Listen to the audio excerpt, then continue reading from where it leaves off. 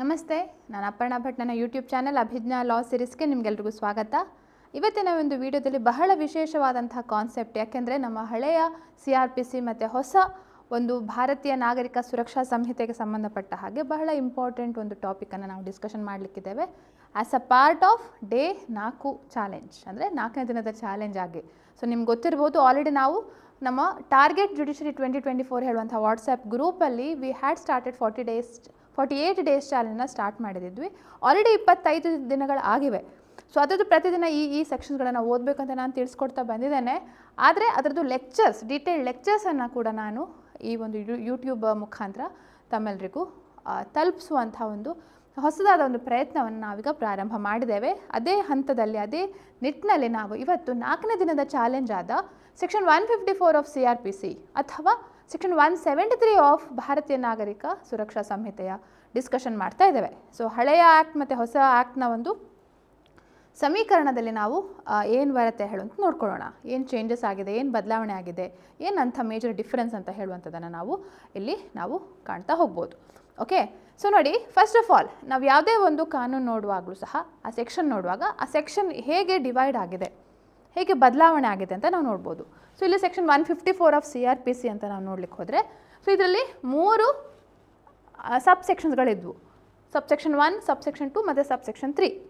So first subsection ಏನು ಹೇಳ್ತಿತ್ತು ಅಂದರೆ, ಯಾವ ರೀತಿಯಲ್ಲಿ FIR ಅನ್ನು ನೀಡಬೇಕು ಅಂತ ಹೇಳುವಂಥದ್ದು, mode of giving FIR.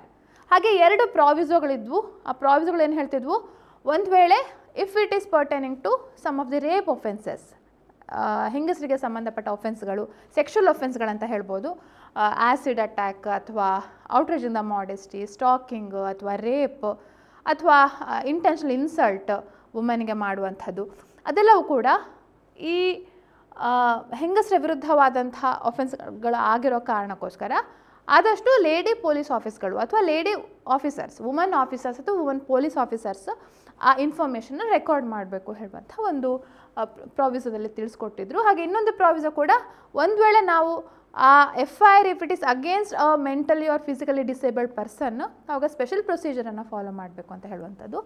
So ನಮ್ಮ ಹಳೆಯ FIR ಅಲ್ಲಿತ್ತು, ಹಳೆಯ 154 ಹಾಗೆ ಇನ್ನು 2 ಪ್ರಾವಿಷನ್ಸ್ ಏನು ಹೇಳ್ತಿದ್ವು, ಇನ್ಫಾರ್ಮೆಂಟಿಗೆ ಫ್ರೀ ಆಫ್ ಕಾಸ್ಟಲ್ಲಿ ಕಾಪೀಸ್ಗಳನ್ನು ನೀಡಬೇಕು ಅಂತ. ಹಾಗೆ ಒಂದು ವೇಳೆ ಇಲ್ಲಿ officer incharge of the police station ಅವರು FIR ಅನ್ನು ಸ್ವೀಕಾರ ಮಾಡದೇ ಇದ್ದರೆ, ಆವಾಗ ನಾವು ಅದನ್ನು ಸೂಪರಿಂಟೆಂಡೆಂಟ್ ಆಫ್ ಪೊಲೀಸ್ಗೆ ತಲುಪಿಸ್ಬೋದು, ಅವರಿಗೆ ಪೋಸ್ಟ್ ಮುಖಾಂತರ ಬರವಣಿಗೆಯಲ್ಲಿ ಕಳಿಸ್ಬೋದು, ಅವರು ಖುದ್ದಾಗಿ ಅದನ್ನು ಇನ್ವೆಸ್ಟಿಗೇಟ್ ಮಾಡ್ಬೋದು ಅಥವಾ ತಮ್ಮ ಸಬಾರ್ಡಿನೇಟ್ ಪೊಲೀಸ್ ಆಫೀಸರ್ ಹತ್ರ ಇನ್ವೆಸ್ಟಿಗೇಷನ್ ಮಾಡಿಸ್ಬೋದು ಅಂತ ಹೇಳುವಂಥ 3 ಸಬ್ ಸೆಕ್ಷನ್ಸ್ಗಳಲ್ಲಿ ಡಿವೈಡ್ ಆಗಿದ್ವು. ಓಕೆ, ಸೊ ಅದನ್ನು ನಾವು ಕಂಪ್ಯಾರಿಸನ್ ಮಾಡಿದರೆ 173 ಕೂಡ ನಮ್ಮ FIRಗೆ ಸಂಬಂಧಪಟ್ಟ ಹಾಗೆ ಭಾರತೀಯ ನಾಗರಿಕ ಸುರಕ್ಷಾ ಸಂಹಿತೆಯಲ್ಲಿ ಸೆಕ್ಷನ್ 173 ಅಂತ ಕರೆಸ್ಕೊಳ್ಳುತ್ತೆ. So this is equivalent to section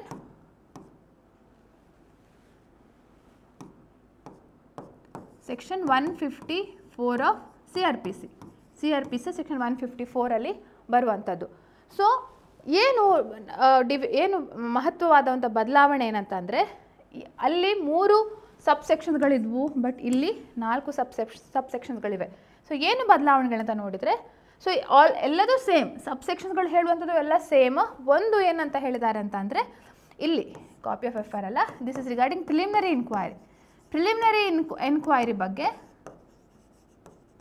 ಯಾವ ರೀತಿ ಮಾಡಬೇಕು ಹೇಳುವಂಥದ್ದನ್ನು ಇಲ್ಲಿ ಮೆನ್ಷನ್ ಮಾಡಿದ್ದಾರೆ. ಓಕೆ, ಸೊ ಅದನ್ನು ಏನಂತ ನಾನು ಇಲ್ಲಿ ಡೀಟೇಲ್ ಆಗಿ ನಿಮಗೆ ತಿಳಿಸ್ಕೊಡ್ತೇನೆ. ನೋಡಿ, first of all section 154 of CRPC, IPC ಅಲ್ಲ CRPC, ಏನು ಹೇಳುತ್ತೆ ಅಂತಂದರೆ, ಹೇಗೆ FIR ಆಗುತ್ತೆ. ಸೊ ನಾವು ಡೀಟೇಲ್ ಆಗಿ ಓದಬೇಕು, ವೆರಿ ಇಂಪಾರ್ಟೆಂಟ್ ಪ್ರಾವಿಷನ್. FIR ಯಾವ ರೀತಿ ಮಾಡ್ಬೋದು ಅಂತ ಅಂದರೆ, FIR is an information given in a cognisable cases, cognisable ಒಫೆನ್ಸ್ಗಳಲ್ಲಿ FIRಗಳನ್ನು ನೀಡ್ತಾರೆ. ಸೊ ಯಾರಿಗೆ ಕೊಡಬೇಕು, ಓರಲಿ ಆದರೂ ಹೋಗಿ ಕೊಡ್ಬೋದು ಅಥವಾ ರಿಟರ್ನ್ ಆದರೂ ಕೊಡ್ಬೋದು. ಒಂದು ವೇಳೆ ಓರಲಿ ಹೋಗಿ ನಾವು ಈ ರೀತಿ ಆಗಿದೆ, ಘಟನೆ ಆಗಿದೆ ಅಂತ ಹೇಳಿದರೆ, it shall be reduced in to writing, ಅದನ್ನು ಬರವಣಿಗೆ ರೂಪಕ್ಕೆ ತರಲೇಬೇಕು. ಯಾರಿಗೆ ನಾವು FIR ಕೊಡಬೇಕು, officer in charge of the police station. So ಇವರು he is responsible for registration of the FIR. So ಅವರು ಓರಲಿ ಯಾರಾದರೂ ಬಂದು ಕಂಪ್ಲೇಂಟ್ ಕೊಟ್ಟರೆ ಅದನ್ನು ಬರವಣಿಗೆಯಲ್ಲಿ ತೊಗೊಂಡು ಅಥವಾ ಅವರೇ ಖುದ್ದಾಗಿದ್ದ ಬರವಣಿಗೆಯಲ್ಲಿ ಇಳಿಸಿ ಅದನ್ನು ಆ ಇನ್ಫಾರ್ಮೆಂಟ್ ಅಂತ ಯಾರಿರ್ತಾರೆ ಅವರು ಅದನ್ನು ಓದಬೇಕು. Should be read over to the informant. ಹಾಗೆ ಯಾರು ಇನ್ಫಾರ್ಮೇಷನ್ ಕೊಡ್ತಿರ್ತಾರೆ ಅವರು ಅದಕ್ಕೆ ಸಹಿ ಮಾಡಬೇಕು. ಹಾಗೆ ಸಹಿ ಮಾಡಿ ಆ ಸ್ಟೇಷನ್ ಡೈರಿ ಏನಿರುತ್ತೆ ಅದರಲ್ಲಿ ಆ ಬುಕ್ಕಲ್ಲಿ ಎಂಟ್ರಿ ಮಾಡಬೇಕು. ಸಬ್ಸ್ಟೆನ್ಸ್ ಆಫ್ ದಿ ಅಕ್ಯುಸೇಷನ್ ಏನಿರುತ್ತಲ್ಲ, ಏನಾಗಿದೆ ಹೇಳುವಂಥ ವಿಷಯವನ್ನು ಆ ಬುಕ್ಕಲ್ಲಿ ಡೈರಿಯಲ್ಲಿ ಎಂಟ್ರಿ ಮಾಡಬೇಕು. So this pertains to section 154(1). So ಇದು ಕೂಡ ಸೇಮ್ ಇದೆ ನಮ್ಮ ಭಾರತೀಯ ನಾಗರಿಕ ಸುರಕ್ಷಾ ಸಂಹಿತೆಯಲ್ಲಿ. ಇದು ಕೂಡ ಇಲ್ಲಿ ಸೇಮ್ ಇರುವಂಥದ್ದು, ಆದರೆ 2 ಇಂಪಾರ್ಟೆಂಟ್ ವಿಷಯಗಳನ್ನು ಆ್ಯಡ್ ಮಾಡಿದ್ದಾರೆ. ಏನಂತಂದರೆ, ಒಂದು ZeroFIR ಬಗ್ಗೆ ಇನ್ಫಾರ್ಮೇಷನ್ ಹೇಳಿದ್ದಾರೆ, ಹಾಗೆ ಇನ್ನೊಂದು EFIR ಎಲೆಕ್ಟ್ರಾನಿಕ್ FIR ನೀಡ್ಬೋದು ಅಂತ ಹೇಳಿದ್ದಾರೆ. ಸೊ ಅಲ್ಲಿ ನಾವಿಲ್ಲಿ ನೋಡೋದಾದರೆ ಅದರದ್ದು ಕಂಪ್ಯಾರಿಸನ್ 173(1) ನಾವು ನೋಡಲಿಕ್ಕೆ ಬಂದರೆ ಇಲ್ಲಿ ನೋಡಿ, ಇಲ್ಲಿ ನಾನು ರೆಡ್ ಲಿಂಕಲ್ಲಿ ಮಾರ್ಕ್ ಮಾಡಿದ್ದೇನೆ. ಸೊ ZeroFIR ಅಂತ ಅಂದರೆ ಒಫೆನ್ಸ್ ಯಾವುದೋ ಒಂದು ಜಾಗದಲ್ಲಿ ಆಗಿರುತ್ತೆ, ಅಲ್ಲಿಯ ಜೂರಿಡಿಕ್ಷನಲ್ ಪೊಲೀಸ್ ಸ್ಟೇಷನ್ಗೆ ಕಂಪ್ಲೇಂಟ್ ಕೊಡಬೇಕು ಅಂತ ಅಲ್ಲ.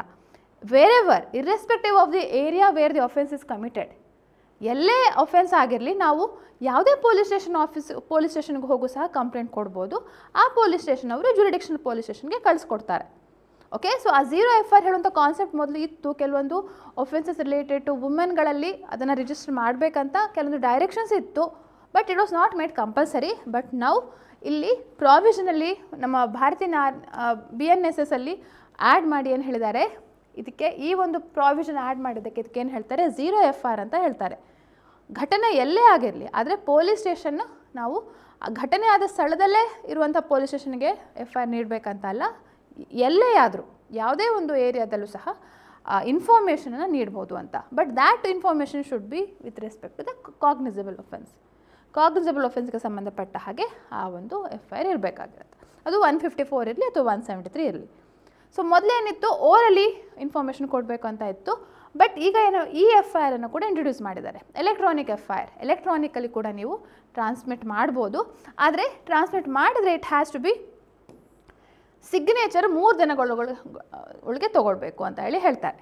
If given in electronically the signature has to be taken within 3 days by the person giving it. ಯಾರು ಎಲೆಕ್ಟ್ರಾನಿಕಲಿ ಅದನ್ನು ಕೊಡ್ತಿದ್ದಾರೆ ಅವರ ಸಿಗ್ನೇಚರ್ 3 ದಿನಗಳ ಒಳಗೆ ತೊಗೊಳ್ಬೇಕು ಅಂತ.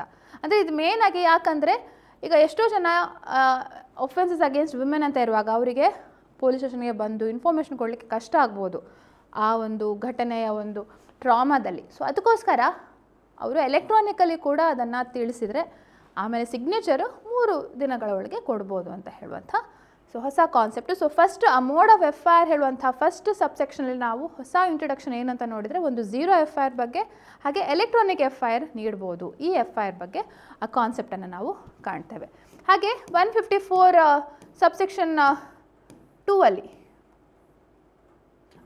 ಪ್ರೊವಿಸೋ ಅಂತ ಇತ್ತು. ಪ್ರೊವಿಸೋದಲ್ಲಿ ಏನು ಹೇಳಿದ್ದಾರೆ, women police officer information record ಮಾಡಬೇಕು ಹೇಳುವಂಥದ್ದು. ಒಂದು ವುಮೆನ್ ಪೊಲೀಸ್ ಆಫೀಸರು ಅಥವಾ ವುಮೆನ್ ಪೊಲೀಸ್ ಆಫೀಸರ್ ಇಲ್ಲಪ್ಪ ಆ ಪೊಲೀಸ್ ಸ್ಟೇಷನಲ್ಲಿ ಸಿಗಲಿಲ್ಲ, ಯಾವುದೇ women officer she has to record the information. ಯಾವ ಸಂದರ್ಭದಲ್ಲಿ ನೋಡಿ, ಇಲ್ಲಿ ನಾವು 4 ಡಿವಿಷನ್ ಅಂತ ಕಾಣ್ಬೋದು. ಇದೆಲ್ಲ ಆ್ಯಸಿಡ್ ಅಟ್ಯಾಕ್ಗೆ ಸಂಬಂಧಪಟ್ಟದ್ದು. 354 ಇದೆಲ್ಲ voyeurism, stalking, outraging the modesty of woman. ಈ 376 ಇದೆಲ್ಲ ಕೂಡ ರೇಪ್, ಗ್ಯಾಂಗ್ ರೇಪ್ಗಳಲ್ಲಿ ಬರುವಂಥದ್ದು. ಇದು ಕೂಡ ಇನ್ಸಲ್ಟ್ ಟು ಅ ವುಮನ್, ಅದು ನೋಡುವಂಥದ್ದು ಸೆಕ್ಷನ್ 509. ಸೊ ಇದೆಲ್ಲ ಸಂದರ್ಭಗಳಲ್ಲಿ ಇಂಥ ಒಫೆನ್ಸಸ್ಗಳನ್ನು ಒಂದು ಹೆಂಗಸು ಅದನ್ನು ಅಲಿಗೇಷನ್ ಮಾಡ್ತಾ ಇದ್ದಾರೆ ಅಂತ ಆದರೆ it should be recorded by A woman police officer ಅಂತ ಈ ಒಂದು ಪ್ರಾವಿಸೋ ಟು ಸೆಕ್ಷನ್ 154(1) ಹೇಳ್ತಾ ಇತ್ತು. ಇದರಲ್ಲೂ ಕೂಡ ಏನು ಬದಲಾವಣೆ ಆಗಲಿಲ್ಲ, ಕೇವಲ ಆ ಸೆಕ್ಷನ್ ನಂಬರ್ ಚೇಂಜ್ ಆಗಿದೆ. ಹೇಗೆ ನಂಬರ್ ಚೇಂಜ್ ಆಗಿದೆ ಅಂದರೆ, ಭಾರತೀಯ ನ್ಯಾಯ ಸಂಹಿತೆ ಅಲ್ವಾ, IPCಯನ್ನು ರಿಪ್ಲೇಸ್ ಮಾಡಿರುವಂಥದ್ದು ಭಾರತೀಯ ನ್ಯಾಯ ಸಂಹಿತೆ. ಸೊ ಅಲ್ಲಿ ಕೆಲವೊಂದು ಬೇರೆ ಬೇರೆ ಸೆಕ್ಷನ್ಸ್ಗಳು ಕ್ಲಬ್ ಮಾಡಿದ್ದಾರೆ. ಈಗ 326A 326B ಇರುವಂಥದ್ದನ್ನು ಸೆಕ್ಷನ್ 124 ಹಾಕಿದ್ದಾರೆ.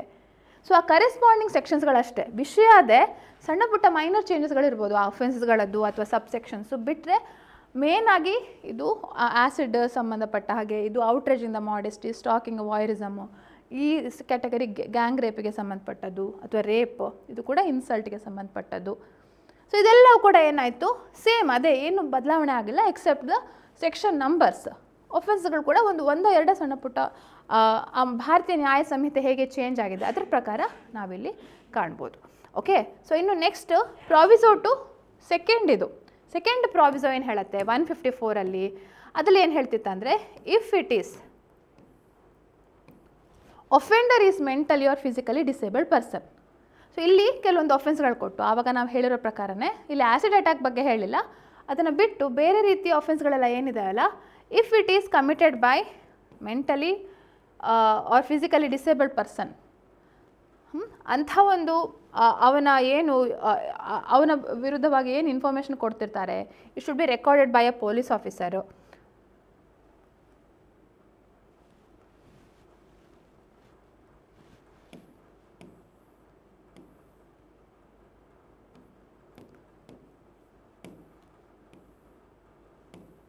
ವೇಟ್, ಎಸ್, ಇದನ್ನು ವಿಡಿಯೋಗ್ರಾಫ್ ಮಾಡಬೇಕು, ರೆಕಾರ್ಡಿಂಗ್ ಆಫ್ ಸಚ್ ಇನ್ಫಾರ್ಮೇಷನ್ನು. ಮತ್ತು 164(5)A ಅಲ್ಲಿ ಜುಡಿಷಿಯಲ್ ಮ್ಯಾಜಿಸ್ಟ್ರೇಟ್ ಹತ್ರ ಆ ರೆಕಾರ್ಡಿಂಗ್ ಸ್ಟೇಟ್ಮೆಂಟನ್ನು ರೆಕಾರ್ಡ್ ಮಾಡಿಸ್ಬೇಕು.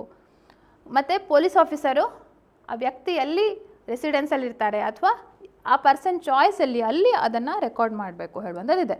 So this is done in order to enable that mentally physically disabled person ಆಗಿದ್ದರೆ ಅವರಿಗೆ ಆದಷ್ಟು ಇನ್ಕನ್ವೀನಿಯನ್ಸ್ ಕಮ್ಮಿ ಮಾಡಬೇಕು ಹೇಳುವಂಥ ಕಾರಣಕ್ಕೆ ದಿಸ್ ಹ್ಯಾಸ್ ಬಿನ್ ಇನ್ಕ್ಲೂಡೆಡ್. ಭಾರತೀಯ ನಾಗರಿಕ ಸುರಕ್ಷಾ ಸಂಹಿತೆಯಲ್ಲೂ ಅಂಥ ಬದಲಾವಣೆ ಆಗಲಿಲ್ಲ, ಎಕ್ಸೆಪ್ಟ್ ಈ ಸೆಕ್ಷನ್ ನಂಬರ್ಸ್ಗಳು ಚೇಂಜ್ ಆಗಿವೆ, ಪ್ಲಸ್ ಇಲ್ಲಿ ಆ್ಯಸಿಡ್ ಅಟ್ಯಾಕನ್ನು ಕೂಡ ಆ್ಯಡ್ ಮಾಡಿದ್ದಾರೆ. ಅದರ ಮುಂಚಿನ 154 ಇರಲಿಲ್ಲ, but here it has been added. Okay, ಸೆಕ್ಷನ್ಸ್ಗಳು ಚೇಂಜ್ ಆಗಿರೋದು ಬಿಟ್ಟರೆ ಮತ್ತು ಬೇರೆ ಯಾವ ರೀತಿಯ ಇಲ್ಲಿ ಆ ಪ್ರಾವಿಷನಲ್ಲಿ ಬದಲಾವಣೆ ಆಗಿಲ್ಲ. ಅಲ್ಲಿ 164 ಹೇಳೋ ಬದಲು ಇಲ್ಲಿ 183(6)A ಅಂತ ಆಗಿದೆ. ಸೊ ಇಲ್ಲಿ ಸೆಕ್ಷನ್ ನಂಬರ್ ಚೇಂಜ್ ಆಗಿದೆ, ಬಿಟ್ಟರೆ ಬೇರೆ ಎಲ್ಲದು ಸೇಮ್ ಇದೆ. ಸ್ಪೆಷಲ್ ಎಜುಕೇಟರ್ ಅಥವಾ ಇಂಟರ್ಪ್ರಿಟರ್ ಇರಬೇಕು, ಅವರ ಸಮ್ಮುಖದಲ್ಲಿ ಇನ್ಫಾರ್ಮೇಷನ್ ರೆಕಾರ್ಡ್ ಮಾಡಬೇಕು ಹೇಳುವಂಥದ್ದೆಲ್ಲ ನಾವು ಕಾಣ್ತೇವೆ. ಇನ್ನು ನೆಕ್ಸ್ಟ್ ಇದು ನೋಡೋದಂತಂದರೆ ಫ್ರೀ ಕಾಪೀಸ್ಗಳನ್ನು ನೀಡಬೇಕು ಅಂತ ಹೇಳಿ. ಸೊ ಇನ್ಫಾರ್ಮೆಂಟ್ ಯಾರಿರ್ತಾರೆ ಅವರಿಗೆ ಫ್ರೀ ಆಫ್ ಕಾಸ್ಟ್ ಇಮಿಡಿಯೇಟ್ಲಿ ಕಾಪೀಸ್ಗಳನ್ನು ನೀಡಬೇಕು ಅಂತ ಭಾರತೀಯ ನಾಗರಿಕ ಸುರಕ್ಷಾ ಸಂಹಿತೆಯಲ್ಲಿ ಒಂದು ಬದಲಾವಣೆ ಏನಾಗಿದೆ ಅಂತ ಅಂದರೆ, to the informant or the victim, ಇನ್ಫಾರ್ಮೆಂಟಿಗೆ ಅಥವಾ ವಿಕ್ಟಿಮ್ಗೂ ಕೂಡ ಆ ಒಂದು, ಯಾಕೆಂದರೆ ವಿಕ್ಟಿಮ್ ಕೆಲಸ ಬೇರೆ ಇರ್ಬೋದು, ಅವರಿಗೂ ಕೂಡ ಫ್ರೀ ಕಾಪೀಸನ್ನು ನೀಡಬೇಕು ಅಂತ ಹೇಳಿ ಭಾರತೀಯ ನಾಗರಿಕ ಸುರಕ್ಷಾ ಸಂಹಿತೆಯಲ್ಲಿ ಇನ್ಕ್ಲೂಡ್ ಮಾಡಿದ್ದಾರೆ. ಇನ್ನು ಮಧ್ಯದಲ್ಲಿ ಇಲ್ಲಿ ಪ್ರಿಲಿಮಿನರಿ ಎನ್ಕ್ವೈರಿ ಬಗ್ಗೆ ಇಲ್ಲಿ ಇರಲಿಲ್ಲ. ನಾನು ಆವಾಗ ಹೇಳಿದಾಗೆ ಈ 150 ಸಪೋಸ್ ಇದು ಕಾಪಿ ಆಫ್ FIR ಆದ ನಂತರ 173(4) ಬರುತ್ತೆ. ಸೊ ಇಲ್ಲಿ ಪ್ರಿಲಿಮಿನರಿ ಎನ್ಕ್ವೈರಿ ಬಗ್ಗೆ 154 ಇಲ್ಲ. ಇಲ್ಲಿ ನಾವು ಕಾಣುವ ಹಾಗೆ 154 ಡೈರೆಕ್ಟ್ ಗ್ರೀವೆನ್ಸ್ ಟು SP ಬರುವಂಥದ್ದು. ಸೊ ಈ ಒಂದು ಇಂಪಾರ್ಟೆಂಟ್ ಪ್ರಿಲಿಮಿನರಿ ಎನ್ಕ್ವೈರಿ ಬಗ್ಗೆ they have added. What do mean by preliminary enquiry? Preliminary enquiry ಅಂತ ಅಂದರೆ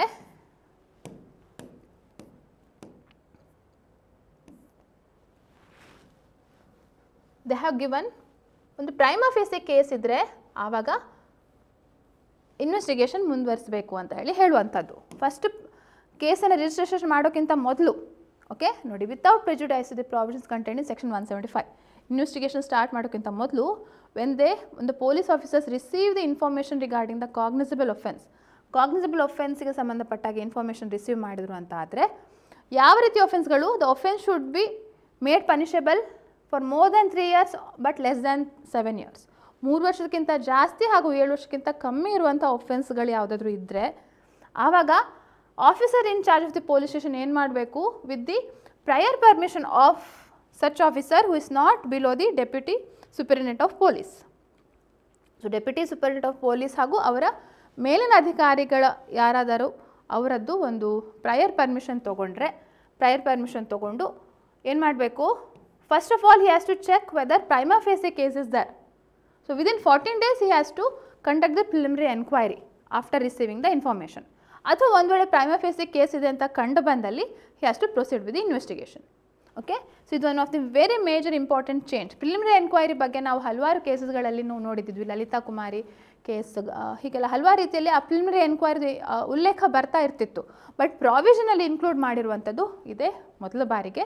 ಸೊ ವೆರಿ ಇಂಪಾರ್ಟೆಂಟ್ ಆಸ್ಪೆಕ್ಟ್ ಅಂತ ಹೇಳ್ಬೋದು.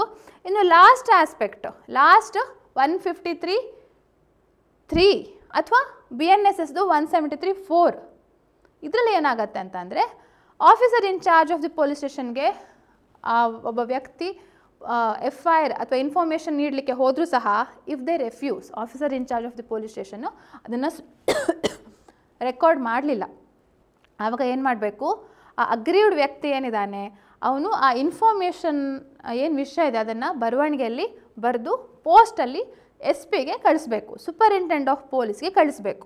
ಸೊ ಒಂದು ವೇಳೆ ಸೂಪರಿಂಟೆಂಡೆಂಟ್ ಆಫ್ ಪೊಲೀಸ್ಗೆ ಇಫ್ ಹಿ ಸ್ಯಾಟಿಸ್ಫೈಡ್, ಏನೋ ಒಂದು commission of the cognisable offence ಆಗಿದೆ ಅಂತ ಹೇಳಿ ಅವ್ರಿಗೆ ಗೊತ್ತಾಯಿತು ಅಂತ ಆದರೆ ದೆನ್ ಅವರು ಖುದ್ದಾಗಿ he can investigate the case or he can direct an investigation to be made by any subordinate police officer. Okay, so he shall either investigate the case himself or he can direct the investigation to be made by any subordinate police officer. So ಇದು ಒಂದು important ವಿಷಯ ಅಂತ ಹೇಳ್ಬೋದು. ಅವರಿಗೆ ಅದೇ ರೀತಿ ಯಾವ police ಆಫೀಸರ್ಗೆ power ಕೊಡ್ತಾರೆ ಅವರಿಗೆ officer incharge of the police ಸ್ಟೇಷನ್ನ ಅಷ್ಟೇ ಪವರ್ಸ್ಗಳನ್ನು ಇರ್ತವೆ. ಓಕೆ, ಹಾಗೆ ಇಲ್ಲಿ ತನಕ ಸೇಮ್ ಭಾರತೀಯ ನಾಗರಿಕ ಸುರಕ್ಷಾ ಸಂಹಿತೆಯಲ್ಲಿ ಹೊಸದಾಗಿ ಒಂದು ವಿಷಯವನ್ನು ಏನು ಆ್ಯಡ್ ಮಾಡಿದ್ದಾರೆ ಅಂತ ಅಂದರೆ, ಒಂದು ವೇಳೆ ಇಲ್ಲೂ ಕೂಡ ತಗೊಳ್ತಾ ಇಲ್ಲ ಅಂತ ಆದರೆ FIRನ ಇನ್ಫಾರ್ಮೇಷನ್ನ ಮ್ಯಾಜಿಸ್ಟ್ರೇಟ್ಗೆ ಅಪ್ಲಿಕೇಶನ್ ಕೊಡ್ಬೋದು ಅಂತ ಹೇಳಿ ಒಂದು ಹೊಸತಾದ ಒಂದು ಪ್ರಾವಿಷನ್ ಇಲ್ಲಿ ಆ್ಯಡ್ ಮಾಡಿದ್ದಾರೆ. So application to the magistrate. So ಇದೆಲ್ಲ ಪ್ರೊಸೀಜರ್ ಕೂಡ if it is failing he can apply to the magistrate. Okay, so ಇದಿಷ್ಟು ನಾವು ಇಂಪಾರ್ಟೆಂಟ್ ವಿಷಯ ಅಂತ ಹೇಳ್ಬೋದು. ಭಾರತೀಯ ನಾಗರಿಕ ಸುರಕ್ಷಾ ಸಂಹಿತೆಯಲ್ಲಿ ಏನೇನು ಹೊಸತಾಗ ವಿಷಯವನ್ನು ಆ್ಯಡ್ ಮಾಡಿದ್ದಾರೆ ಅಂತ ಹೇಳುವಂಥದ್ದು. ಇಲ್ಲಿ 0 FIR ಹಾಗೂ EFIR ಬಗ್ಗೆ, ಹಾಗೆ ಕೆಲವೊಂದು changes in section numbers in accordance with the corresponding provisions of the ಭಾರತೀಯ ನ್ಯಾಯ ಸಂಹಿತೆಯ ಪ್ರಕಾರ ಚೇಂಜ್ ಮಾಡಿದ್ದಾರೆ. ಹಾಗೆ ಪ್ರಿಲಿಮಿನರಿ ಎನ್ಕ್ವೈರಿ ಬಗ್ಗೆ ಹೇಳಿದ್ದಾರೆ. ಮತ್ತು ಈ ವಿಕ್ಟಿಮ್ಗೂ ಕೂಡ ಕಾಪೀಸ್ಗಳನ್ನು ನೀಡಬೇಕು ಅಂತ ಹೇಳಿದ್ದಾರೆ. ಹಾಗೆ ಲಾಸ್ಟಿಗೆ ಇದ್ಯಾವುದು ವಿಷಯದಲ್ಲಿ ಇನ್ಫಾರ್ಮೇಷನ್ ತೊಗೊಳ್ತಾ ಇಲ್ಲ ಪೊಲೀಸರಂತ ಆದರೆ ಮ್ಯಾಜಿಸ್ಟ್ರೇಟಿಗೆ ಕಂಪ್ಲೇಂಟನ್ನು ನೀಡ್ಬೋದು ಅಂತ ಹೇಳಿ ಹೇಳ್ತಾರೆ. Okay, so this was all about our comparison between section 154 of CRPC and section 173 of ಭಾರತೀಯ ನಾಗರಿಕ ಸುರಕ್ಷಾ ಸಂಹಿತೆ. ಸೊ ಇಷ್ಟು ಇಂಪಾರ್ಟೆಂಟ್ ಪಾಯಿಂಟ್ಸನ್ನು ಸರಿಯಾಗಿ ನೆನ್ಪಿಟ್ಕೊಳ್ಳಿ. ಒಂದು ವೇಳೆ BNSS ಜಾರಿಗೆ ಬರದೇ ಇರಲಿ, ಆದರೆ these are all the important changes ನೀವು ನೆನ್ಪಿಟ್ಕೊಳ್ಬೇಕು. ಯಾಕೆಂದರೆ ಹೊಸ ಕಾನೂನು ಬಂದ ಕೂಡಲೇ it's very necessary to know these things. Okay, so ಇದಿಷ್ಟು ಇವತ್ತಿನ ಈ ಒಂದು ವಿಡಿಯೋದ ಇಂಪಾರ್ಟೆಂಟ್ ವಿಷಯಗಳಂತ ನಾನು ಹೇಳಲಿಕ್ಕೆ ಬಯಸ್ತೇನೆ. ಹಾಗೆ ನಾಳೆ ಇನ್ನೊಂದು ಹೊಸ ಟಾಪಿಕ್ನೊಂದಿಗೆ ನಿಮ್ಮೊಂದಿಗೆ ಹಾಜರಿರ್ತೇನೆ. ಆ ವಿಡಿಯೋದಲ್ಲಿ ನೀವು ನೋಡ್ಬೋದು. ಹಾಗೆ ಈ ವಿಡಿಯೋಗೆ ಸಂಬಂಧಪಟ್ಟ ಹಾಗೆ if you have any opinion you can comment below, so that ನಮಗೂ ಕೂಡ ಸ್ವಲ್ಪ ಮಟ್ಟಿಗೆ ಹೊಸ ಟೆಕ್ನಿಕ್ಸ್ಗಳು ಅಥವಾ ಹೊಸ ಮೆಥಡ್ಸ್ಗಳನ್ನು ಈ ಒಂದು ಟೀಚಿಂಗ್ ಮೆಥಡಲ್ಲಿ ಆ್ಯಡ್ ಮಾಡಲಿಕ್ಕೆ ಹೆಲ್ಪ್ ಆಗುತ್ತೆ. ಹಾಗೆ ಅಭಿಜ್ಞಾ ಲಾ ಸೀರೀಸ್ ಅಂತ ಗೂಗಲ್ ಪ್ಲೇಸ್ಟೋರಲ್ಲಿ ಆ್ಯಪ್ ಲಭ್ಯ ಇದೆ, ಅದನ್ನು ಕೂಡ ನೀವು ಡೌನ್ಲೋಡ್ ಮಾಡಿ ನೋಡ್ಬೋದು. ಹಲವಾರು ಜುಡಿಷರಿ ಎಕ್ಸಾಮ್ಗೆ ಸಂಬಂಧಪಟ್ಟ ಕೋರ್ಸಸ್ಗಳು ಕೂಡ ನಡೀತಾ ಇವೆ. ಅದರಲ್ಲಿ ಜುಡಿಷರಿ ಎಕ್ಸಾಮ್ ಕೋರ್ಸಸ್ಗಳನ್ನು ನೋಡಿ ಜಾಯಿನ್ ಆಗ್ಬೋದು. ಈಗ 3 ತಿಂಗಳ ಬ್ಯಾಚ್ ಹಾಗೂ 1 ವರ್ಷದ ಬ್ಯಾಚ್ ಆಲ್ರೆಡಿ ಸ್ಟಾರ್ಟ್ ಆಗಿದೆ. But still anyone interested persons can join ಅಂತ ಹೇಳ್ತಾ ಇವತ್ತಿನ ವಿಡಿಯೋನ ಮುಗಿಸ್ತಾ ಇದ್ದೇನೆ. ಹಾಗೆ ಬೇರೆ ಏನಾದರೂ ಡೌಟ್ಸ್ ಇದ್ದರೆ ಇಲ್ಲಿ ಸ್ಕ್ರೀನಲ್ಲಿ ಅಪೇರ್ ಆಗ್ತಿರುವಂಥ ನಂಬರ್ ಏನಿದೆ 9036201870 ಈ ನಂಬರ್ಗೆ ನೀವು ಕಾಂಟ್ಯಾಕ್ಟ್ ಮಾಡಿ ಕೇಳ್ಬೋದು ಅಂತ ಹೇಳ್ತಾ ಸೈನ್ ಆಫ್ ಮಾಡ್ತಿದ್ದೇನೆ. Thank you. Like, comment, share, subscribe ಮಾಡಲಿಕ್ಕೆ ಮರಿಬೇಡಿ. Bye by.